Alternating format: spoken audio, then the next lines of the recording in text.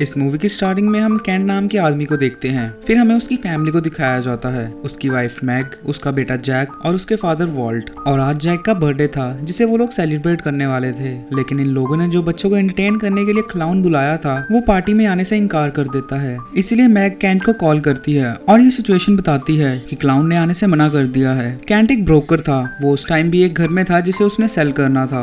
इस बात से कैंट काफी परेशान होता है कि जोकर ने आने से मना कर दिया है, क्योंकि जैक को क्लाउन्स काफी ज्यादा पसंद थे। लेकिन कैंट जब उस घर को अच्छे से देखता है तो उसे वहाँ पर काफी सारे कॉस्ट्यूम्स मिलते हैं। फिर कैंट डिसाइड करता है कि वो खुद ही क्लाउन बन के अपनी बेटे की पार्टी में जाएगा, जिससे वो बच्चों को एंटरटेन कर सके। कैंट वहाँ पर काफी सारे क्लाउन कॉस्ट्यूम्स देखता है, लेकिन उसे कोई भी कॉस्ट्यूम पसंद नहीं आती। फिर उसका ध्यान पीछे बड़े एक बॉक्स पर जाता है। उस बॉक्स पर केसी लिखा हुआ था। कैंट जब उस बॉक्स को खोलता है तो उसे उसमें से एक क्लाउन कॉस्ट्यूम मिलता है। कैंट को ये कॉस्ट्यूम काफी अच्छा लगता है। कैंट उस कॉस्ट्यूम को बॉक्स से निकालता है और उसे पहनकर पार्टी में चला जाता है। क्लाउन को देखकर जैक काफी खुश हो जाता है। फिर पार्टी खत्म होने पर रात को कैंट ऐसे ही कॉस्ट्यूम पहनकर ही सो जाता है। लेकिन जब वो सुबह उठता है उसे पता चलता है कि ये कॉस्ट्यूम उसकी बॉडी से अटैच हो गया है। लेकिन उस टाइम जैक को स्कूल छोड़ने जाना था, इसलिए कैंट इस बात को इग्नोर करता है और क्लाउन की ड्रेस में ही जैक को स्कूल छोड़ने जाता है। फिर वापस आने पर कैंट उस कॉस्ट्यूम को उतारने की कोशिश करता है, लेकिन वो कॉस्ट्यूम नहीं उतर रही थी। फिर कैंट पेपर कटर से उस कॉस्ट्यूम को काटने की कोशिश करता है, लेकिन पेपर कटर से उसका हाथ ही कट जाता है।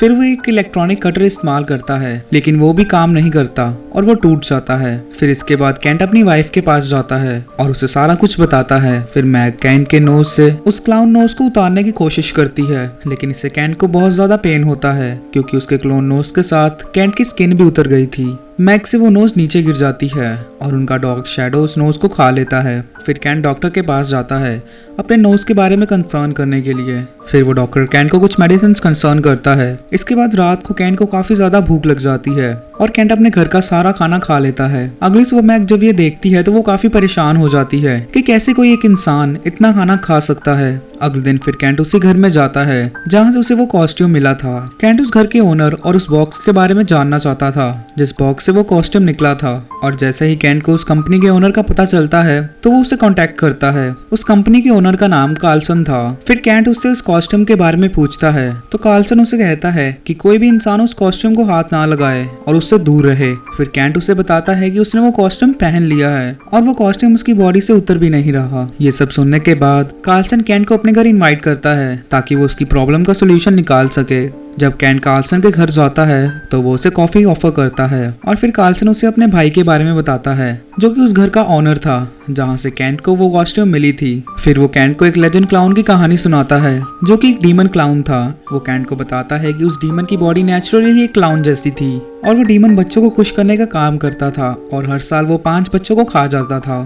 और कैंट ये सब सुन ही रहा था और वो अचानक से बेहोश हो जाता है, क्योंकि कार्लसन ने कैंट की कॉफी में कोई ड्रग्स मिलाए हुए थे जिससे वो बेहोश हो गया था। इसके बाद कार्लसन कैंट को एक टेबल पर बांध देता है और वो उसका गला काटने लगता है, लेकिन तभी कैंट को होश आ जाता है और वो अपने आप को छुड़ा लेता है। यहाँ पर इन दोनों में लड़ाई शुरू हो जाती है। कैंट कार्लसन को काफी मारता है। फिर कार्लसन अपनी गन निकालता है और वो कैंट को शूट करने ही वाला था, लेकिन तभी कैंट उससे गन छीन लेता है और उसकी तरफ पॉइंट करके उससे पूछता है कि तुम मुझे क्यों मारना चाहते हो।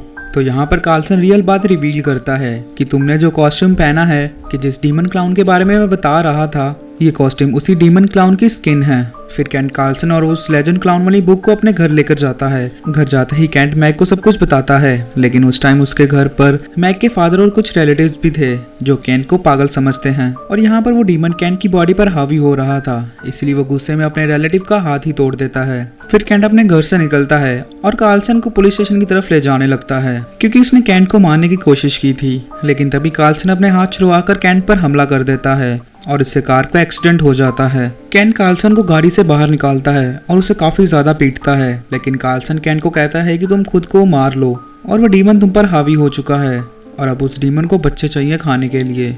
और उसी टाइम कैंट कुछ बच्चों को देखता है और उन बच्चों को देखकर कैंट को भूख लग जाती है, लेकिन कैंट उन बच्चों को कुछ नहीं करता।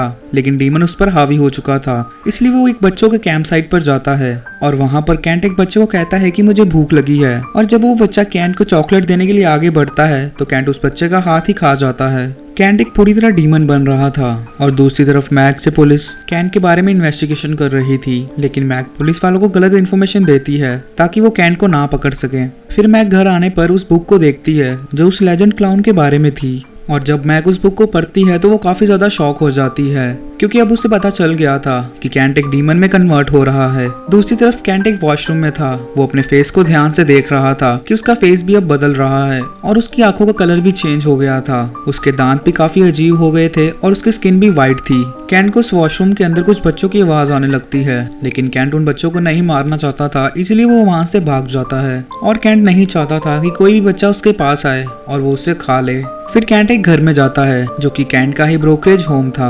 यहाँ पर कैंट के पास एक बच्चा आता है और उससे दोस्ती करने की कोशिश करता है, क्योंकि वो बच्चा उसे एक क्लाउन समझ रहा था। लेकिन कैंट उसे वहां से भगा देता है। लेकिन फिर से वो बच्चा कैंट के घर आता है और वो इस बार कैंट के लिए खाना लाया था, लेकिन कैंट उसे दोबारा वहां से भगा देता है। और दूसरी तरफ हम देखते हैं कि कैंट के घर में उसका डॉग भी एक डीमन में बदल रहा था, क्योंकि उनके डॉग ने उस कॉस्ट्यूम की नोज खा ली थी। यहाँ पर कैंट काफी परेशान हो रहा था, इसलिए वो डिसाइड करता है कि वो खुद को मार लेगा और यही तरीका है जिससे वो कॉस्ट्यूम उसकी बॉडी से उतर जाएगी। फिर कैंट अपनी वाइफ को आखिरी बार कॉल करता है और उसे बताता है कि वो अपने आप को मारने वाला है। कैंट की ये बात सुनकर मैग उसे ढूंढने के लिए अपने घर से निकल जाती है और दूसरी तरफ कैंट अपने माउथ में गन रखता है और खुद को शूट कर लेता है। लेकिन कैंट यहाँ पर मरता नहीं है, बल्कि उसकी ब्लड की जगह रेनबो कलर्स निकलते हैं। इससे हमें पता चलता है कि वो पूरा का पूरा डीमन बन चुका है और अब उसे मारना इतना आसान नहीं होगा। और जब वो गन वर्क नहीं करती तो कैंट को याद आता है कि वो आदमी उसका गला काटना चाहता था, जिससे शायद कैंट मर सकता था। इसके बाद कैंट एक शॉप पर जाता है और वहां से वो एक मशीन कटर लाता है और वो घर आकर एक ट्रैप बनाता है और वो खुद चेयर पर बैठकर उसे पीछे की तरफ मूव करता है ताकि वो कटर्स के ऊपर गिर सके और उससे उसकी गर्दन कट जाए। लेकिन तभी वहां पर वो बच्चा आ जाता है जो कैंट से फ्रेंडशिप करना चाहता था। इससे कैंट डिस्ट्रैक्ट हो जाता है और वो कटर्स की जगह कहीं और गिरता है, लेकिन कैंट की कुर्सी उस कटर पर गिरती है, जिससे वो कटर टूट जाता है और वो कटर उस बच्चे को लगता है, जिससे वो बच्चा वहीं पर मर जाता है। और फिर कैंट उस बच्चे की डेड बॉडी को खा जाता है। फिर मैग कैंट को ढूंढती हुई उसे घर में आ जाती है, लेकिन कैंट उसे यहाँ से जाने के लिए कहता है, पर मैग किसी न किसी तरह कैंट को अपने घर ले ही आती है। घर आकर कैंट मैग को कहता है कि मुझे बांध दो और मुझे बिल्कुल भी मत खोलना, यहाँ तक कि अगर मैं खुद भी कहूँ तब भी नहीं। फिर मैग ऐसा ही करती है और कैंट को एक पिलर के साथ बांध देती है। अब मैग अपने हस्बैंड को किसी भी तरह बचाना चाहती थी, इसलिए वो उस डीमन बुक को अच्छे से देखती है। फिर मैग नोटिस करती है कि जो आदमी कैंट को मारना चाहता था वो भी इस दौर से गुजर चुका है। उसने भी ये कॉस्ट्यूम एक बार पहन लिया था, इसलिए मैग उस आदमी के पास जाना चाहती थी ताकि उससे पता चल जाए कि उस आदमी ने कैसे उस कॉस्ट्यूम से अपनी जान बचाई थी। यहाँ पर वो आदमी हॉस्पिटल में था। मैग उस आदमी से मिलती है और उसे कहती है कि मैं अपने हस्बैंड की जान उस कॉस्ट्यूम से बचाना चाहती हूँ, लेकिन कार्लसन की हालत काफी खराब थी और वो बोल नहीं पा रहा था। इसलिए वो मैग से लिखकर पूछता है कि कैंट इस टाइम कहाँ पर है, तो मैग उसे बताती है कि मैंने उसे घर पर बांध दिया है। फिर कार्लसन मैग को समझाता है कि तुम कैंट पर बिल्कुल भी विश्वास मत करना, लेकिन फिर से मैग उसे पूछती है कि उस कॉस्ट्यूम से कैसे जान छुड़ाई जाएगी, लेकिन कार्लसन उसे बार बार यही समझाता है कि तुम उसका ट्रस्ट मत करना। इसके बाद मैग उसी घर में जाती है जहाँ से कैंट को वो ड्रेस मिला था। उस घर से मैग को एक कैमरा मिलता है, जिससे उसे पता चलता है कि जब कार्लसन पूरी तरह डीमन में बदल चुका था तो उसके भाई ने उसे 5 बच्चे लाकर दिए थे जिन्हें कैंसर था। उस डीमन ने 5 बच्चों को खा लिया था, जिससे कार्लसन की जान बच गई थी। कैंट को बचाने के चक्कर में मैग अपने बेटे जैक को स्कूल से लाना भूल जाती है और स्कूल में कुछ बच्चे जैक को परेशान कर रहे थे, इसलिए जैक उन बच्चों से लड़ता हुआ स्कूल से भागकर घर आ गया था। घर में कैंट एक पिलर के साथ बना हुआ था। कैंट जैक की आवाज सुनकर उसे अपने पास बुलाता है। जैक अपने फादर को बताता है कि किस तरह कुछ बच्चों ने उसे परेशान किया है। फिर कैंट जैक को उसे खोलने के लिए कहता है और जैक से एक चैन कटर मांगता है। दूसरी तरफ मैग को कॉल आता है कि जैक स्कूल में नहीं है, इसलिए वो जल्दी से अपने घर जाती है और वो देखती है कि जहाँ पर उसने कैंट को बांधा था वहाँ पर कैंट नहीं है और फिर वो जैक को ढूंढने लगती है। फिर मैग जैक से कैंट के बारे में पूछती है। फिर जैक अपनी मदर को सारी बात बता देता है, जिससे मैग को पता चलता है कि कैंट उन बच्चों को खाने गया है जिन्होंने जैक को परेशान किया था। फिर मैग डिसाइड करती है कि वो जैक को अपने नाना के घर छोड़ देगी, जिससे जैक सेफ रहे। और दूसरी तरफ कैंट ने भी उस बच्चे को खा लिया था। यहाँ मैग जब जैक को छोड़ने के लिए जा रही थी तभी उनका डॉग उस पर भौंकने लगता है और वो उस पर हमला करने ही वाला था, लेकिन तभी वहाँ पर कार्लसन आ जाता है और उस डॉग का गला काटकर मैग की जान बचा लेता है और वो मैग की हेल्प करने के लिए हॉस्पिटल से आया था।